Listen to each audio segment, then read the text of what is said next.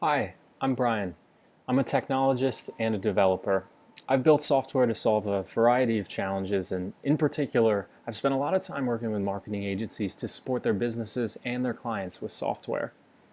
I'm entering the Microsoft Hack Productivity competition because I am tired of working so hard for just industry standard results. So many tasks in the digital realm might be characterized as tedious or laborious. Many of these same tasks are also ripe for software automation. Modelo offers the ability to perform data analytics through natural language. Let's take a look at how a data analyst at the enterprise may use Modelo to succeed in their role. So let's imagine we're a data analyst at a marketing agency supporting the enterprise, or maybe we're an analyst within a data team at the enterprise itself. We want to take a look at retail sales over the last few years in the domestic market for a report that we're compiling for the executive board. We want to understand this data better so we can create a presentation from these insights of the data that we may glean through Modelo. So let's log into Modelo. You can access it directly through the web, and let's log in with Office 365. And the first thing you'll see is a list of our Microsoft OneDrive items. These are pulled in through the Graph API.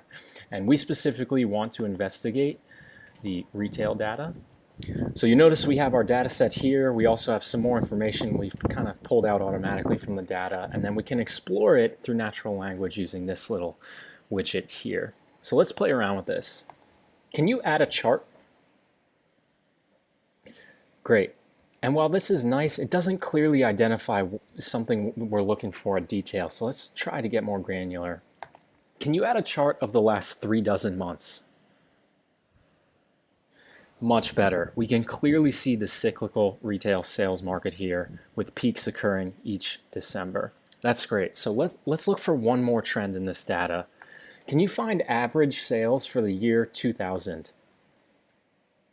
Wonderful, about 18,000. So let's do this for a couple more years to establish a trend.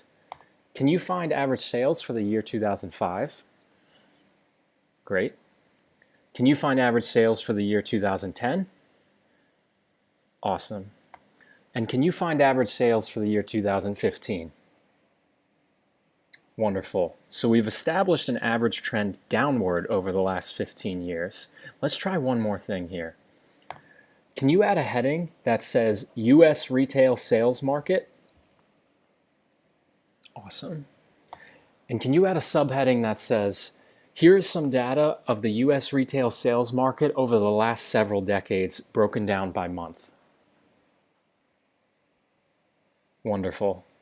So here we have a small presentation. Let's save this so we can send it off to our colleagues. Can you save this presentation? And we reload because we're saved. So let's go to our presentations tab. And here we go. We have a live presentation on the web of everything we just made. We can send this link to our friends, email it to the executive board, or come back and edit it later.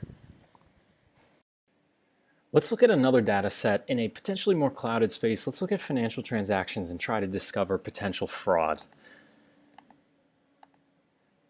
The first thing you'll notice is there's a lot more data here, but you may also notice this data is incomplete. This is a big problem in analytics, and sometimes it's hard for softwares to deal with these situations. So let's fix this data set and then perform an analysis for fraud through Modelo. Can you find missing data? Great, so we've identified some of our missing data here, and we want to fill this in so we can perform our analysis. These aren't real numbers, but Modelo will put something in close enough that will allow us to perform what we need to do on other pieces of this data set. Can you fix missing data with relative values? Great. So let's move on. We know that fraudulent activity typically occurs in quick, rapid-fire transactions, so let's try to model that. Can you find the time proximity between transactions? Great.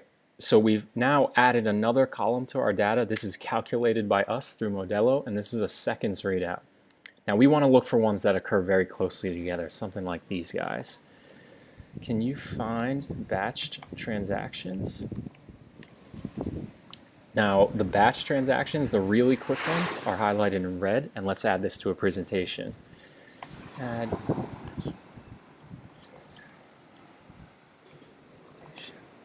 Wonderful. So now we have a readout of our batch transactions, not only with their proximity, but an ID for each transaction if we want to investigate further. So let's finish this presentation and let's add a heading and close it off. Can you add a heading that says risky transaction activity? Wonderful. Save this presentation. Great. And if we go to our presentations tab, here we go.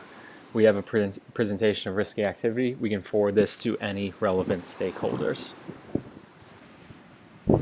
Now, you may be wondering at this point, are those waves I keep hearing in the background? You see, performing data analytics with Modelo is powerful enough to support your enterprise analytics workflows, and yet simple enough to hack your productivity from a beach in Jamaica. Thank you.